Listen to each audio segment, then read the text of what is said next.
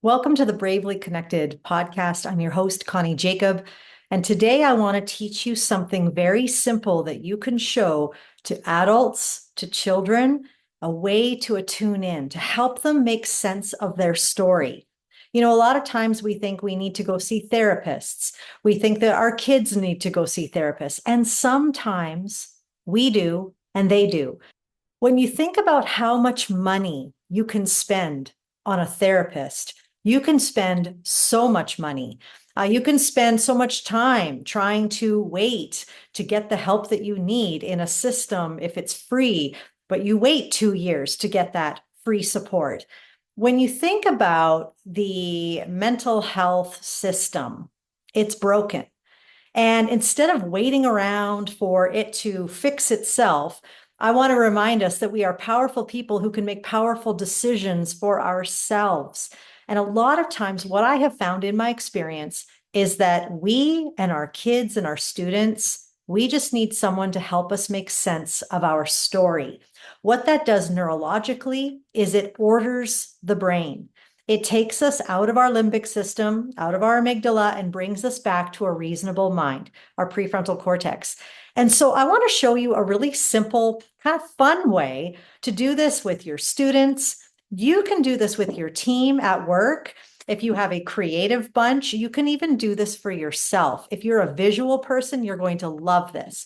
Now, if you're listening on my podcast, and you can't see this, I would encourage you to go to my YouTube channel, Bravely Connected, and watch this there. And don't forget to hit that subscribe button to make sure that you're getting these every single week, because every week I put out free resource for you to be able to remain bravely connected to your kids, to your spouse, in your relationships, at work. So I've got in my hand a little present. I took a box and I wrapped it with butcher paper.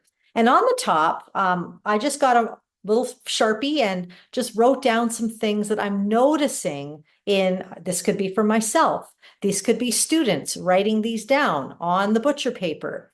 Things like missing school, lashing out, bullying, being disengaged, avoiding, unmotivated, bad behavior. You could do this with your Pro D day. You could bring me in and I could do your Pro D day. It'd be super fun. And all they do is write down, what are we noticing about the behaviors going on in ourselves, in the students, in our team, whatever it is. You just write it down on the top and you remind everyone that we're just noticing. We're not judging this. It's just a notice.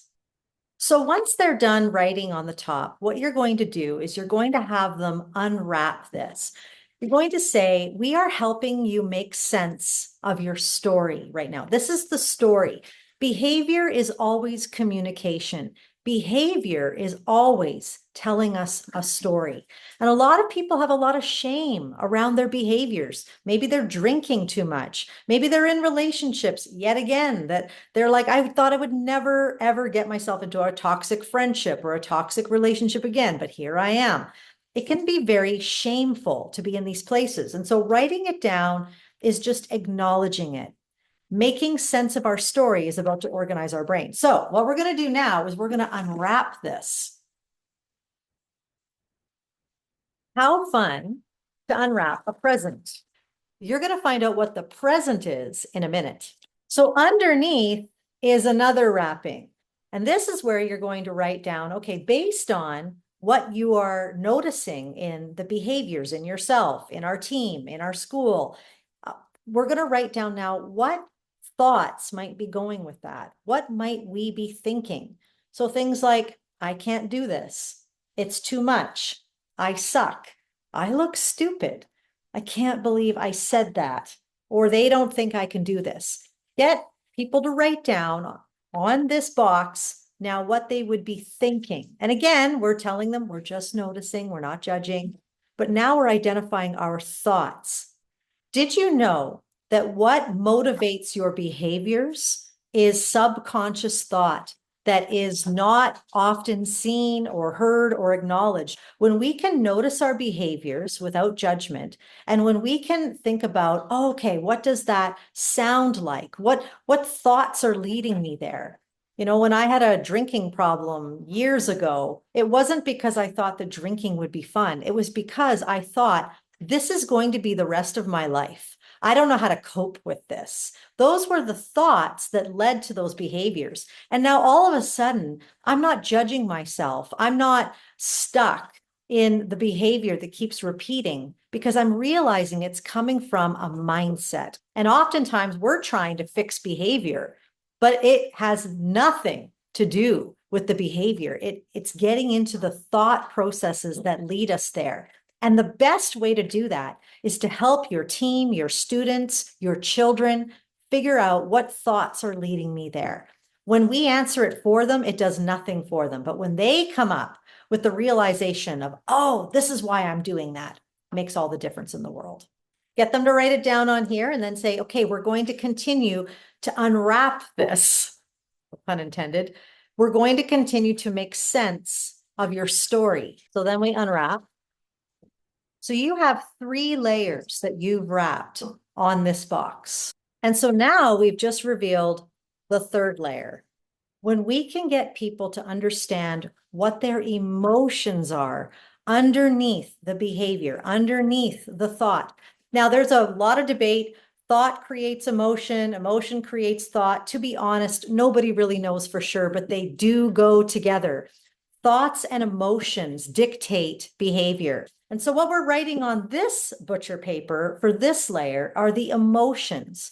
So based on my behaviors, based on the behaviors that you're seeing around you, what might we be thinking? Now, what are we feeling? Things like embarrassment, feeling stuck, feeling regret, feeling anxious, feeling paralyzed, or meh, or sad, or shame. We're naming them. So a lot of this is based on Dr. Dan Siegel's work around making sense of your story. And if you want an incredible resource on that, I'm going to put the book that I read from Dr. Dan Siegel that inspired my attune in, attune out process. Right now, we're doing the attune out process, thinking about behaviors, thoughts, and emotions. We're getting underneath behavior. And so by acknowledging, Dr. Dan Siegel says that when you acknowledge an emotion, you bring it out of chaos. It is no longer owning you, you are owning it. One thing I've noticed about students and youth is they are incredibly emotionally aware. It's us adults who need to catch up with them. Where they're struggling is, what do I do now? What do I do with feeling paralyzed? What do I do with my anxiety?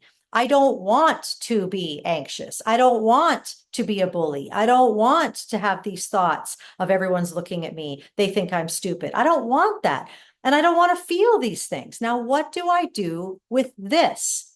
Well, this is where having a counselor would be very good. And here's the thing. If you show up to a counselor's office and you say, hey, these are the behaviors that I'm noticing. These are the thoughts that I'm having. And these are the emotions. Oh my goodness. If you're paying for the session, you've just cut their work in half and now you're actually going to get somewhere. Usually I find with counselors, you spend like 3 sessions just trying to figure out what you feel. So do that in advance and save yourself some money. This will help them help you. Now, what we can do, those of us who are not counselors, those of us who are, I'm just a teacher, I'm just a parent, I'm just the team lead. Here's what we can do. This is powerful. Do not underestimate what's underneath this last layer of butcher paper. Dun, dun, dun. It's a box. It's a box. Doesn't look very special, isn't very fancy, but this is a gift. This is a gift, and the gift is you. You are a gift to our world. Now, we don't always look great. We don't always have our makeup on. We don't always act perfectly. We are imperfectly messy human beings with emotions and thoughts and behaviors that make us fully human, but yet fully alive. You are a gift. And the reason why I don't dress this thing up is because I want people to understand that the ordinary is special. Now, what we're about to do is going to change everything. In the box, I pull out Post-it notes, and this is what's inside of you. What is the strength inside of you? Yes, you're feeling anxious. Yes, you're feeling paralyzed. Yes, you're feeling like you don't know if you can do it. You're feeling stuck. This is leading to behaviors of avoiding. You're lashing out at your family. You're pushing other kids around. But there's gifts that you have. There's strengths that you have. This is strength-based resilience. So you pass out Post-it notes and you say, what are the gifts? What are the strengths inside of you? And you have them write down. Things like grit, things like perseverance, things like I don't give up, things like I'm a good friend, things like I love sports, anything that they can think of. And what you do is you get them to put it on the present. Now, you don't have to use a big box like this. You can use a small little box. And now the ordinary becomes extraordinary. You are extraordinary. You have so much more good inside of you. Yes, we've got all the layers on top, but inside of you is the ability to be brave. Inside of you is you're still here. You haven't given up. You have hope in here. You have resilience in here. You have done so many things that our minds are wired to look at the deficit. And we have a deficit model in the way that we look at mental health. But what if we looked at ourselves and others through a lens of strength? Not what's wrong with you, but what's strong with you. And I'll tell you, this doesn't take away the fact that someone's anxious. This doesn't take away their behavior of lashing out, but it reminds them that there's so much more good inside of them. They're not just anxious. It's a part of them. It's a layer, but it's not all of them. And there's so much good. And if you wanted to just do a little tiny box with this, what you could do with it is you could send it home with each student or each team member to put on their desk, to put wherever they would see it, to remind them that they have so much more inside of them. This, my friends, is the bulk of my 25-year work. This is what creates belonging, inner belonging. Nobody creates my strengths except for what's already in me. And when I know what my strengths are, I know I belong and I show up. I remember that I'm not just somebody who avoids hard things, but I remember the times that I didn't avoid hard things, when I showed up, when it was hard, when I chose to love, when I wasn't the bully, when I helped that kid sharpen their pencil, when I helped that team member that totally threw me under the bus last week. I remember the good things about me. And what's beautiful, if you want to put this thing on steroids, what you do is you actually get others to write down sticky notes. Let's pretend this is Susie's. You have Susie's name on here.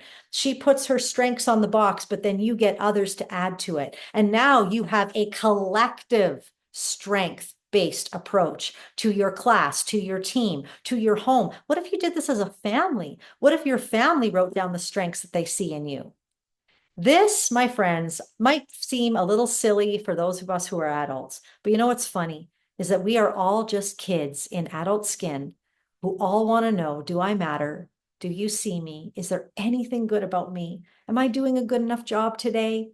Teachers are wondering that, leaders are wondering that, parents are wondering that, and our kids are wondering that. We're all thinking the same thing. And this little fun exercise, I hope you try it out. I want to hear how it goes. Let me know if you want to bring me in to facilitate this. I'd be more than happy to do that.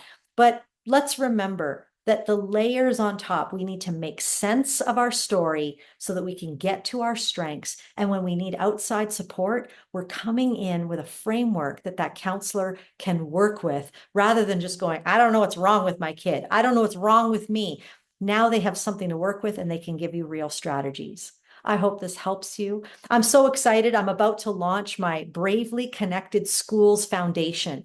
I am so excited. I'm turning 50 years old in just a couple of weeks. And the last 25 years of my life has been work like this in schools. And what I've noticed in schools is that we have kids falling through the cracks. Many of you know the story of our family, my boys. It's not easy for some kids to just go to school and make it through school. And so what I'm doing is I'm creating a foundation where I'm going into my community school this year and I'm trying out a beta. They've given me full access to parents, teachers, and students, and we're working co-creating together something beautiful that I want to replicate. I want to train others in. The next 25 years of my life is about investing in other people so that we can have no student left behind. I want to create the systems. I want to take the method that I've used for 25 years and I want to solidify it. I want to perfect it and I want to duplicate it. And that's what the foundation is about. I want to do conferences once a year where we bring students and parents and teachers together and we have this collaborative approach on how do we create this kind of culture and belonging in schools where we are bravely connected to one another. I am so excited. If you want more information, I would love to set up a Zoom with you or send me an email. I have a GoFundMe. We're bootstrapping this thing off the ground while we're waiting for charitable status. I'm going to put that link in the comments below. If you have been blessed, helped by my podcast, and you're ever wondering like, man, I would just love to give Connie something back. Well, don't get me a Starbucks card. I can buy my own Starbucks, give to these kids.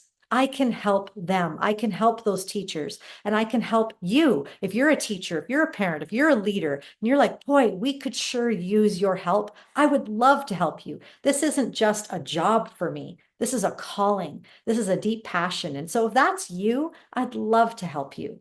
If you want to help me, I would love your help. I'm going to put the GoFundMe link in the show notes. Check it out. Just see what we're up to. In the meantime, remember, you were born to be bravely connected to yourself and to be bravely connected to others. So keep being brave, my friend.